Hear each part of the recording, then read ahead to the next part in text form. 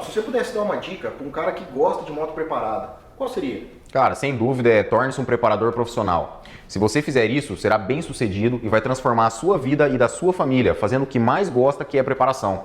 Seja daqui 5, 10 ou 50 anos, as pessoas ainda vão querer aumentar o desempenho das suas motos. E quem souber preparar, vai ganhar dinheiro. Eu vou te ensinar uma regra simples, que funcionou e funciona até hoje comigo e com milhares de alunos meus que se profissionalizaram. Olha só, quanto mais motores você fizer, melhor vai ficar. Quanto mais resultado entregar, mais pessoas vão procurar o seu serviço. E quanto mais experiente você for, mais poderá cobrar, sacou? Cara, mas essa é uma dica mais profissional, né? Cara, essa é uma dica de vida, para quem, assim como eu, gosta de motor preparado. Mas tem alguma dica técnica de preparação também? Tem sim. Vamos começar a aula de hoje que tem um conteúdo muito top. Opa, meu nome é Fábio Scaravonato e esta é a terceira aula da semana da preparação. E antes de começar, eu quero ter certeza de uma coisa, que você está conseguindo visualizar e entender tudo que eu estou te mostrando ao longo dessa semana. E para garantir que a gente está na mesma pegada, eu vou te contar rapidamente a história de um preparador muito respeitado em Minas Gerais. E também vou te mostrar algo que vai remover definitivamente qualquer dúvida que você tenha de que qualquer pessoa consegue se tornar um bom preparador e ganhar mais de R$3.000 por mês, sem precisar ter uma oficina, com poucas ferramentas e mesmo que você more em uma cidade pequena. Antes de conhecer a NTR, a gente fazia em média 1, 2 motorzinhos por mês, assim. Era fraco o movimento, bicho. A oficina era um paradão, vazio, sabe? A gente não tinha nenhum motor bom, forte, assim, que desse um desempenho. Depois que a gente conheceu a NTR, a gente fez a moto oficina, fizemos motos amigos nossos aqui e o nome estourou. O pessoal começou a ver os resultados. O motor nosso aqui dando 200 km por hora em pista, 196, 194, e isso é preparação, cara, coisa que eu nem sonhava, nem imaginava antes de conhecer a NTR. Eu achava que era bom um pistãozão de patrola lá e um carburador de helicóptero e o negócio ia voar. Depois eu descobri que não é bem assim. Muito feliz com o resultado, bicho. Eu achei que eu nunca fosse capaz de fazer um motor desse nível, desse porte aí. Achava que era coisa de cinema, era coisa de televisão, que a gente nunca ia ver aquilo pessoalmente, sabe? E hoje, cara, uma felicidade imensa, coração aberto mesmo, eu fico muito feliz, cara, da gente ter conseguido chegar nesse nível aqui, nesse patamar. Graças a Deus hoje a gente tem um respeito aqui na cidade, temos um nome muito bom, sabe? Não temos aquela fama de antigamente, de montar motor e quebrar e não prestar, sabe? Graças a Deus hoje em dia a gente tem um nome a zelar aqui, cara, top demais, um movimento extraordinário. Eu saio de casa assim com um sentimento de realização, cara, eu me sinto muito realizado.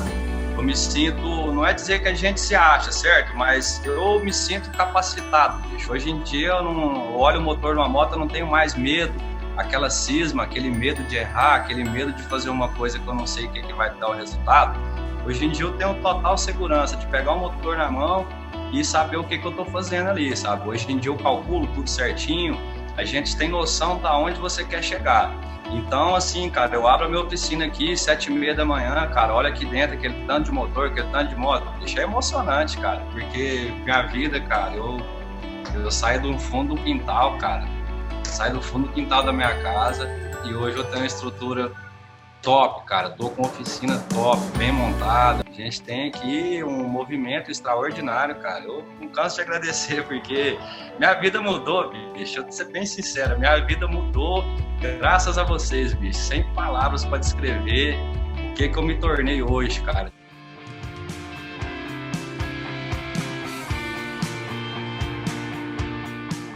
Eu saio do fundo do quintal, cara.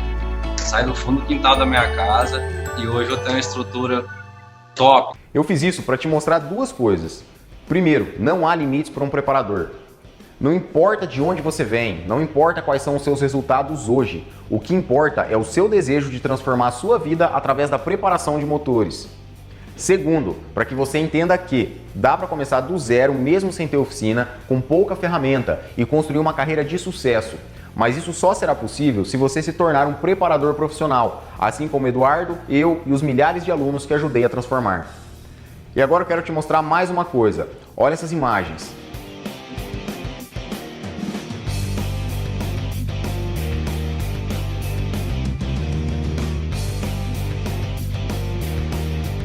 São projetos feitos por mim para motos de rodovia, arrancada, moto velocidade, off-road. Claro que tem muitas outras imagens de vários outros projetos, mas acho que já deu para entender as possibilidades que a preparação oferece. São muitos tipos de motores que dá para desenvolver.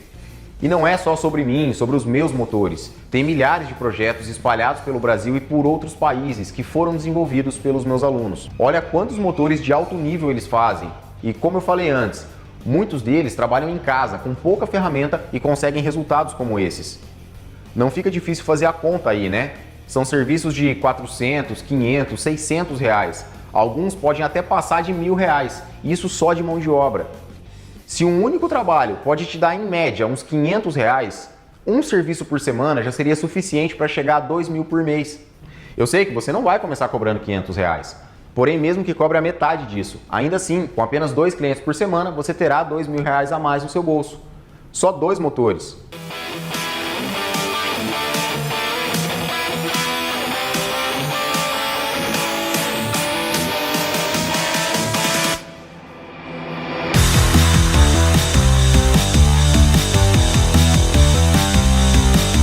Eu quero te lembrar que essa é a terceira aula da nossa série. Se você ainda não assistiu às aulas anteriores, pause agora e assiste para entender a sequência do que estamos construindo aqui.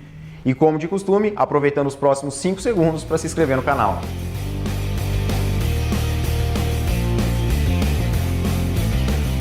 Nas aulas anteriores, eu te mostrei que quem começar agora na preparação vai sair na frente e aproveitar a maior valorização dessa profissão pelos próximos 10 anos, pelo menos.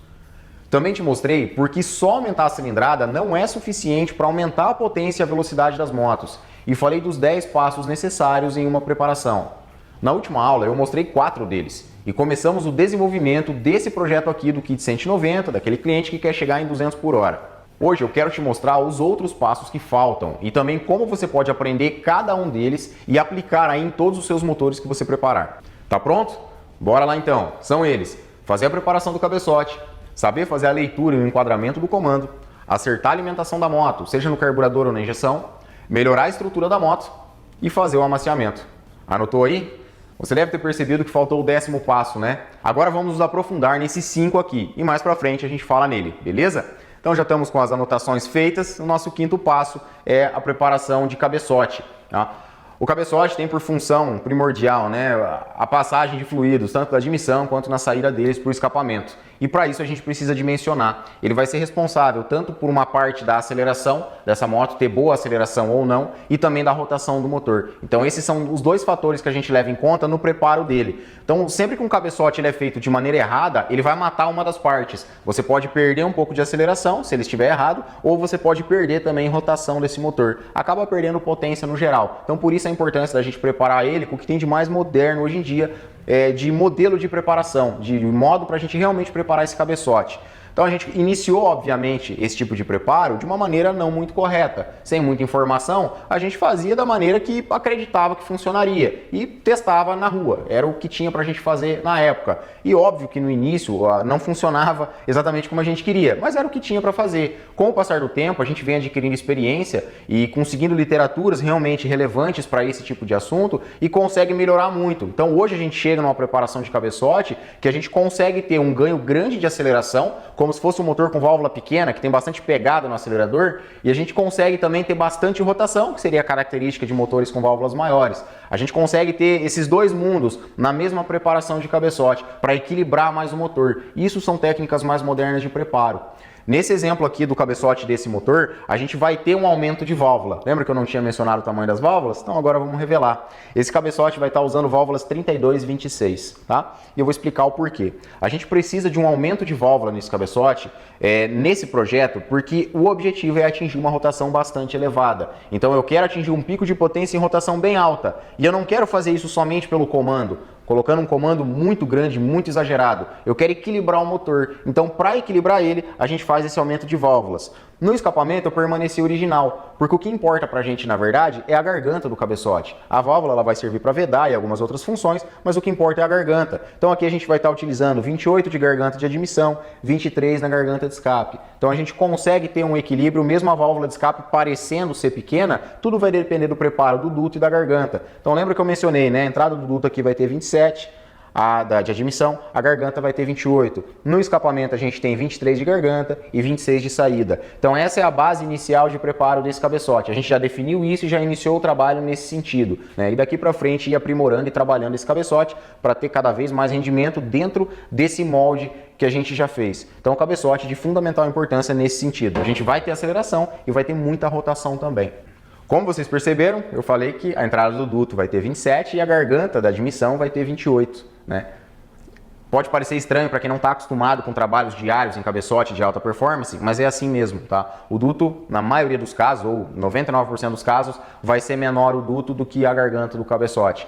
Esse é um erro muito comum que ocorre nesse tipo de preparação, onde a galera trabalha o duto de forma bastante grande e a garganta menorzinha. Tá? Esse é um erro bem comum e é um erro que custa caro no final da preparação, né? Que é a falta de desempenho. Então, nesse sentido de trabalho do cabeçote, é assim mesmo que ele funciona. Tá? A admissão, o duto um pouquinho menor do que a garganta dele. Obviamente, isso tem oscilações do quanto menor ou quanto maior, tá? Mas ele tem esse tipo de proporção mesmo. É natural no duto de admissão ser assim. No de escape já não, ele começa menorzinho na garganta e vai expandindo mesmo.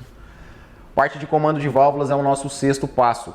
O comando, como o próprio nome diz, vai determinar o funcionamento geral do motor, como se fosse um maestro ali desse motor. Então ele que vai fazer com que a válvula abra em determinado ponto, fique por tanto tempo aberta, erga tanto e feche em determinado momento, né? Então ele determina quando abre, quando fecha e o quanto essa válvula vai abrir. Só que atenção, são vários aspectos do comando. O funcionamento dele não é somente levante. Tem muita gente que costuma trabalhar com comando somente com divulgação de levante. O levante é uma parte apenas do comando. O comando tem N aspectos. Tem a duração total, os momentos de abertura e fechamento, o levante, lob center.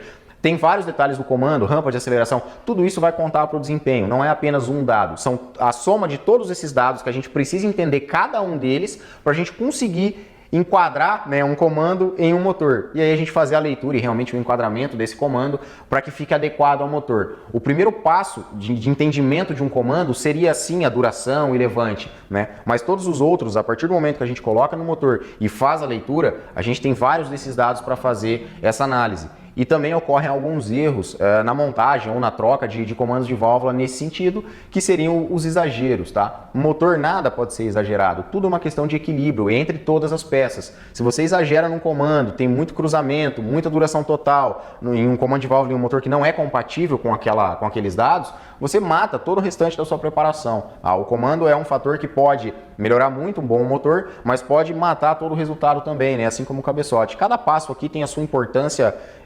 fundamental, né, no meio da preparação. Uns um pouco mais, outros um pouco menos, mas é a soma de todos eles que vai ter o resultado. Como exemplo dessa moto aqui, um comando de válvula vai usar nela em torno de 260 graus, tá? Não é um comando tão exagerado, mas como é uma moto que precisa respirar muito, vai ter o cabeçote para isso, eu preciso que as válvulas fiquem um tempo bem relevante abertas, então por isso dessa duração, tá? Então são dados de comando que ainda a gente vai desenvolver o comando final para essa moto, mas a base de desenvolvimento vai ser em torno de 260 graus e em torno de 10 milímetros de levante na válvula, tá? Obviamente o comando tem menos devido ao fator de balancinho que essa moto tem, né? A multiplicação, tá? Então em torno de 7 no comando vai dar próximo dos 10 na válvula, então é essa base que a gente usa e é o que vai desenvolver o comando dessa moto aqui. Próximo sétimo passo, parte de acerto, tá? Aqui entra uma questão também fundamental, da parte de ajuste, né? A gente faz alterações no motor, às vezes alterações simples mesmo, ou até mesmo num escape, troca um escapamento. Precisamos sempre conferir essa questão de acerto. Se essa moto está realmente tendo uma combustão normal, ideal, digamos assim, e para isso a gente passa por algumas etapas, né? Conferir vela, conferir sonda, principalmente também é outro fator que a gente pode utilizar, né, para fazer um acerto. E tudo isso daí leva em conta o modelo de motor que a gente está montando, se são pequenas ou grandes alterações. Mas geralmente a gente vai precisar fazer alguns procedimentos para isso, tá? Não resolve nada você ter um bom motor e não tiver um bom acerto. Você pode ter falta de desempenho e, na pior das hipóteses, você pode ter uma quebra de motor. Algo completamente desnecessário, porque é um passo simples de se fazer essa questão de acerto e às vezes o pessoal acaba falando, troquei só o comando, então não vou precisar mexer no acerto, né? O fabricante do comando falou que não precisava. Confere, tá? A parte de acerto é necessário a gente sempre conferir. A gente falou especificamente questão de acerto de carburador e injeção eletrônica, mas o acerto em geral da moto também está ligado ao nosso sexto passo, que seria de comando, principalmente na parte de enquadramento, né, que é o posicionamento do comando. E para você que está começando agora e às vezes acaba não entendendo algumas nomenclaturas, enquadramento, lobby center, duração, essas coisas que eu falei sobre comando, sobre até mesmo um acerto, fica tranquilo, tá? Isso aí você vai conseguindo entender ao longo do caminho, tá? São nomenclaturas que são usadas mesmo no meio da preparação e que a gente vai pegando a manha e entendendo elas ao longo do tempo, mas que não é nenhum bicho de 7 cabeças, são bem simples para serem entendidas. O nosso acerto também puxa um pouquinho para o lado da estrutura, que seria o nosso 8º passo. Essa parte de estrutura, ela conta muito, não só em motos de arrancada, off-road, né? O pessoal geralmente prepara a suspensão, prepara a estrutura da moto em competições, mas na rua, para o dia a dia ou para uma moto de top speed, também é importante a gente trabalhar na estrutura. Alguns exemplos disso, parte de rolamentos, parte de suspensão, tá? A parte de alinhamento da moto é muito importante. Então essa estrutura da moto é tudo que envolve o rodar da moto, é você andando com a moto, as sensações que essa moto traz. Não resolve de nada você pegar um motor desse exemplo aqui que a gente está fazendo, ir lá tentar tirar o máximo possível de potência dele, trabalhar bonitinho, ser um bom motor muito promissor e colocar esse motor em uma moto que esteja com a estrutura torta, com as rodas travadas, sistema de freio com mau funcionamento, diversos problemas em caixa de direção, muito comum de a gente pegar e isso acontecer, né? Suspensão vazando, torta, tudo isso daí, aros principalmente também, né? Um aro muito torto, isso tira rendimento. Então não adianta você trabalhar e se dedicar no trabalho de um motor, no acerto de um motor, se você não tem uma estrutura adequada para rodar. Então tudo isso engloba esse tipo de preparação para que a gente tenha um resultado final. Lembra que eu mencionei, a soma de todos esses ajustes, de todos esses passos, é o que tornam uma boa moto, que você tem um bom resultado nessa moto. Não é só o motor, tá? Ele é apenas uma parte do conjunto, ok? Então essa parte de estrutura é importante. Essa moto aqui, por exemplo, ela tem um trabalho leve de estrutura que vai ser ainda melhorado na finalização desse trabalho de motor, em suspensão, em rodas, em rolamentos. Então são vários aspectos que a gente vai trabalhar nessa moto para atingir o objetivo do cliente. Jamais eu vou conseguir fazer um motor desse aqui, pequeno, tentando trazer o máximo de potência possível, mas continua sendo um motor pequeno. Chegar perto dos 200 por hora, por exemplo, ou passar disso com uma estrutura toda zoada. Isso não vai acontecer, eu não vou conseguir fazer isso. Então eu dependo de uma boa estrutura também, é um dos passos. A mesma questão do acerto. Essa moto aqui vai estar utilizando um carburador de twister, mas não é simplesmente chegar e colocar ali um carburador de twister e achar que isso vai funcionar. Ele precisa de um preparo e também depois, né, de todo ele pronto, de um acerto fino, para que a gente realmente rode com ele na rua, veja a questão dos pontos do acerto para conseguir ir ajustando e tendo o melhor resultado possível. Então não é simplesmente tirar aqui da bancada, colocar lá no motor e rodar, tá? Isso não vai funcionar. A gente precisa de acerto, de preparo em cada uma dessas partes. Para exemplificar de forma mais fácil, para conseguir mostrar o que seriam, né, algumas dessas alterações que a gente faz na estrutura, alterações simples que você mesmo pode fazer na sua moto, da maneira que ela está hoje, conferir esses passos e ver que isso vai ter uma melhora no rendimento do motor. Então aqui, por exemplo, nessa moto, a gente tem, primeiro passo a seguir, né, não só nessa, mas em qualquer moto, freios, tá? É a primeira parte que a gente confere. E eu não estou falando só de segurança, eu estou falando se esses freios não estão travando, se a roda não está girando pesada. Muitas vezes a gente acha que está tudo normal porque a moto está freando. Convém a gente levantar essa moto em algum cavalete e ver se as rodas estão girando livres. Se o sistema de freio não tem nenhum sistema que está emperrando, que está travando, que possa vir a dar uma freada, uma segurada na moto. Acreditem, isso faz muita diferença. Se essa moto dá meia volta e dá uma travada no aro, mais meia volta, dá uma travada de novo, isso aqui está tirando o rendimento do seu motor. Então quando você quer performance, quer rendimento, cada detalhe desse vai contar no final. Então parte de freios, dianteiro e traseiro, essencial conferir. Alinhamento das rodas, tá? Gira a roda, vê se não está pulando, se não está lateralmente torta também. Isso também faz bastante diferença, porque se essa moto não estiver andando em linha reta, de forma firme, sem ficar pulando ou dançando muito lateralmente, você vai ter um problema sério em chegar em velocidades altas. Quanto mais alta a velocidade, mais é sentido quando a roda está torta. Então às vezes tem um pulinho de leve no aro, até 140 por hora, por exemplo, você não percebe, você passa dessa velocidade e começa a perceber. Então isso vai fazer uma diferença em você conseguir ficar firme nessa moto, tá? Que ela consiga andar em linha reta de forma firme, sem ficar vibrando ou trepidando, bastante importante. Caixa de direção é outro detalhe. Gira a caixa de direção dela, vê se não está travando, isso aí também faz a moto vibrar. Então são detalhes simples. Calibragem de pneu, por exemplo, a pressão que a gente usa no pneu. Imagine um pneu original da sua moto com ele bastante murcho, com a calibragem baixa, 15 libras, por exemplo, tá? Só um exemplo hipotético. O pneu murcho ele vai pegar mais área de contato no chão.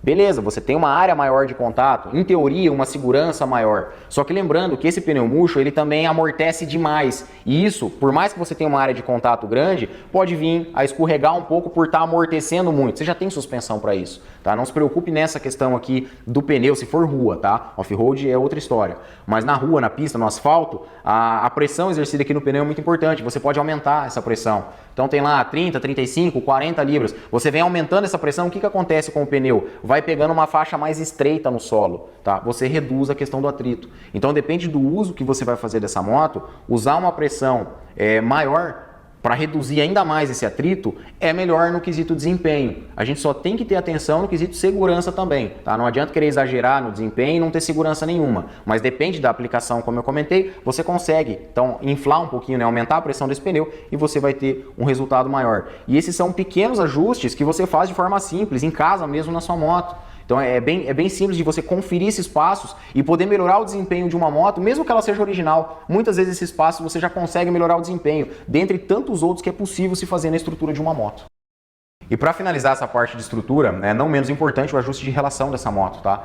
Faz parte da estrutura da moto e também depende do trajeto que for andar, né? De onde for andar com essa moto, tá? Então, relação não é universal. O pessoal pensa, eu tenho um motor de tantas cilindradas, a relação é universal, né? É esse tamanho de coroa, esse tamanho de peão e tá tudo certo. Não é assim que as coisas funcionam. O ajuste dessa relação a gente faz de acordo com o tipo de uso da moto e o local que ela vai ser utilizada, a distância que vai ser testada essa moto, digamos assim. Então tudo depende do uso. Uma off-road você tem a troca de relação. Você vai colocar uma coroa ainda maior, um pouquinho menor, mas é sempre relação curta. Mas você tem alterações dependendo da pista. Na rua não é diferente, na arrancada não é diferente, no moto velocidade não é diferente. Cada local que você vai andar, você precisa ajustar essa relação. Então se essa relação, por exemplo, a mod top speed, está ajustada para 1000 metros, você não vai andar 5.000 metros com essa mesma relação, você precisa ajustá-la novamente, testar essas variações. E isso é muito importante também no desenvolvimento e até mesmo na segurança do motor. Imagine uma moto que foi acertada a relação nesses 1000 metros do exemplo e você for querer andar 5.000 metros ou um lugar que tenha muita descida. Você vai andar limitando a quinta marcha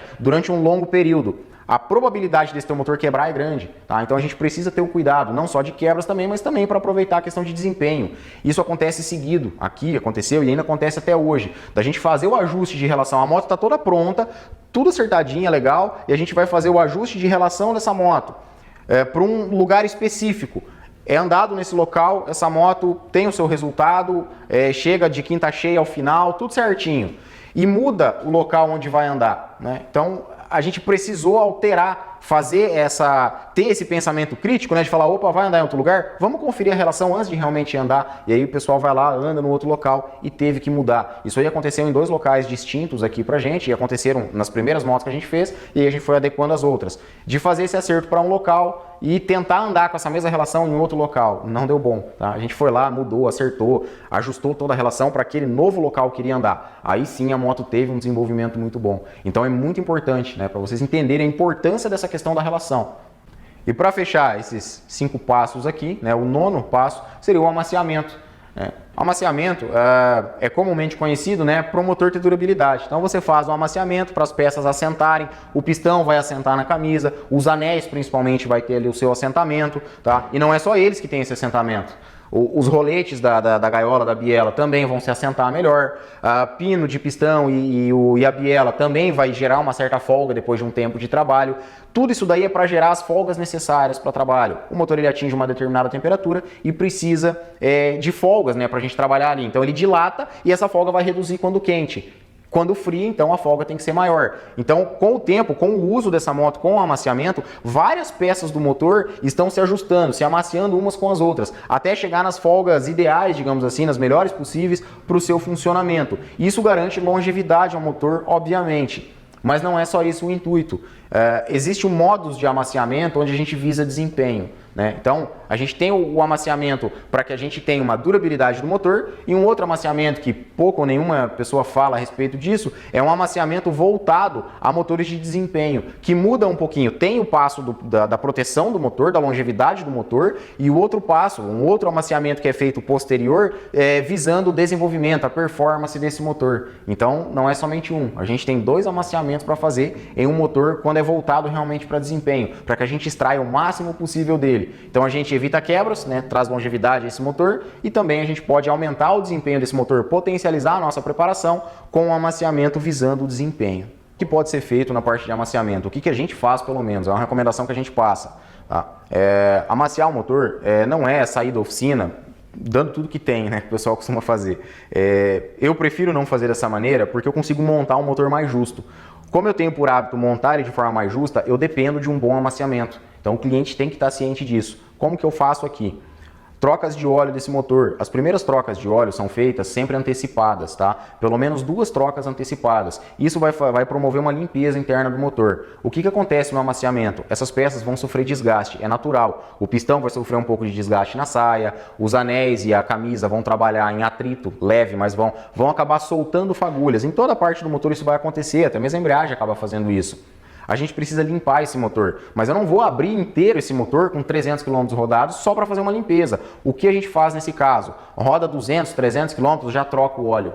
É bem perceptível que quando a gente faz isso, o óleo sai todo acinzentado, porque ele tem muitas fagulhas de alumínio, né, misturados nele ali. Então é comum isso acontecer. Tem gente que se assusta, né, vai fazer e fala, nossa, meu motor está quebrando. Não, é comum, tá? A primeira troca de óleo, quando o motor é feito, montado, retificado novamente, ela vai sair acinzentada. E a gente precisa reduzir essa troca. A gente não pode fazer ele na quilometragem normal. Então rodamos ali de 200 a 300 km em média, tá, para fazer essa troca. Isso falando só de troca de óleo. Se tiver filtro de óleo nessa moto é interessante, né? É importante trocar também, porque ele vai estar cheio de limalhas, né, de metal. A outra questão seria o modo de uso dessa moto, que daí vai contar ainda mais essa questão do amaciamento. Tá? Não sair, né, no 12 com a moto, como a gente chama. Isso precisa passar por um processo de carga gradativa, que a gente chama. Então essa moto vai sair da oficina, o cliente vai ter que andar com essa moto de forma bem controlada. Rotação baixa, mais baixa possível, andar em rotações baixas. Não ficar de mão no fundo com essa moto por longos períodos, alternar a posição de acelerador. Então você não vai andar numa posição só de acelerador em marcha curta. Você vai procurar utilizar a marcha mais alta, quarta, quinta marcha, e andar numa velocidade mais baixa sem que a moto fique apanhando, mas uma velocidade mais baixa. Isso por pelo menos de 700 a 1000 km, tá? Isso vai ter que ser rodado dessa maneira. A partir desses 1000 km, tá? É um ponto de referência apenas que a gente tem, não é uma medida exata, ok? É um ponto de referência. A partir desses 1000 km, a moto começa a poder rodar normalmente, né? O cliente vai poder abrir mais o acelerador, né? E aumentando gradativamente a rotação. Mas esses primeiros 1000 km são fundamentais. Só que o que muita gente pensa é que em 1000 km o motor está todo amaciado. Isso não é verdade. Se você pegar motores novos de fábrica, motor zerado, ele vai levar para amaciar todo o conjunto do motor de 5 a 10 mil quilômetros, para você atingir a folga ideal dele quando quente. Tá?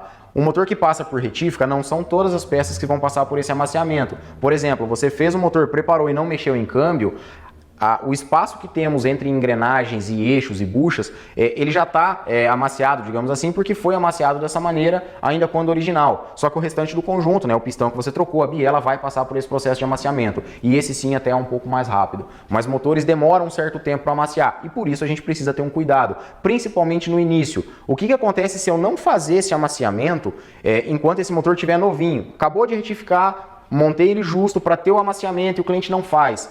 A dilatação do pistão, junto com a dilatação da camisa, vai fazer com que o pistão grude, ele funda na camisa. A gente fala que colou pistão, né? Então ele vai fundir, vai grudar a saia de admissão e escape, vai grudar aqui na camisa, ele dá aquela colada e solta. E aí você desmonta, ele começa a fazer barulho, você desmonta, ele está todo riscado, porque não teve um amaciamento adequado. Quando amacia, como eu falei, há um desgaste leve na saia, leve na camisa. Quando esquenta, não cola mais uma peça na outra, tá? A gente precisa dessa folga e por isso que é feito o amaciamento. Qual que é a vantagem de fazer dessa maneira? Montar mais justo para amaciar e atingir a folga ou montar mais folgado e já rodar com a moto direto? O primeiro deles é durabilidade. Quanto mais justo eu consigo montar para que tenha um bom amaciamento e seja feito esse amaciamento, mais tempo meu motor vai durar, porque eu vou ter uma folga menor de trabalho nele aqui. Por mais que não vai grudar pistão na camisa, a folga é pequenininha. Se eu monto ele com muita folga logo de cara, esse motor aqui vai durar muito pouco tempo, tá? Logo ele começa a bater saia. Então, para ter durabilidade, eu preciso disso. E desempenho também está ligado, até certo ponto, à durabilidade, tá? Eu preciso de um amaciamento desse motor para depois poder fazer aquele amaciamento para desempenho que eu comentei. Entendem a posição que está a durabilidade nesse sentido? Eu não estou montando uma bomba relógio, eu estou montando um motor para ter uma certa longevidade e desempenho. Então por isso que a gente segue todos esses passos criteriosos no amaciamento. É muito importante e conta lá na frente no resultado final. Então recapitulando tudo que vimos até aqui. Você teve acesso a 9 dos 10 passos fundamentais, na minha visão, para fazer uma preparação. Eu espero que você tenha anotado eles aí. Esses são os passos que você precisa seguir se quiser ter resultado de alto nível em qualquer projeto que for fazer. E desta maneira, você pode se transformar em um preparador. Você lembra de todos eles?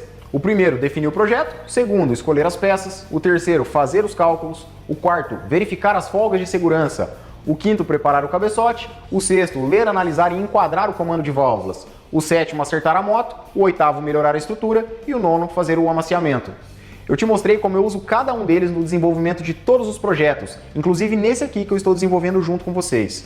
Tudo que você já aprendeu essa semana e ainda vai aprender é exatamente como eu faço aqui. E talvez agora você deve estar se perguntando: tá, Fábio, mas agora que eu sei o que você vai usar nesse projeto, eu posso copiar isso aí e fazer exatamente igual? Calma lá. Esse projeto não é algo tão simples de fazer ou de copiar. Tem muita alteração em cada peça que vai ser montada, pois o objetivo é chegar muito rápido no top speed. Lembra que eu disse que o objetivo aqui não era te passar a receita pronta, mas sim te mostrar o caminho de como o preparador profissional pensa e tudo que está por trás de um bom projeto? Para desenvolver um bom projeto, você tem uma trilha para percorrer, uma escalada. Eu não sei exatamente onde você está agora, talvez bem no início, no meio ou até a um passo de desenvolver projeto tão bom ou até melhor do que esse. O importante aqui é saber onde você está agora e quais serão os seus próximos passos. E para você ter uma ideia de quanto o assunto é resultados do preparador, eu separo isso por níveis. Iniciante, começando do zero. Preparar o seu primeiro motor para começar a aplicar as técnicas. Depois você pode fazer melhorias ou desenvolvendo outro a partir do primeiro, só que mais forte, para servir como uma moto de referência para fazer propaganda do seu trabalho. Com isso, você vai conquistar seus primeiros resultados e os seus primeiros clientes. Geralmente isso acontece por indicação. O intermediário, que já é um mecânico e se arriscou na preparação de alguns motores, mas ainda não teve muito resultado.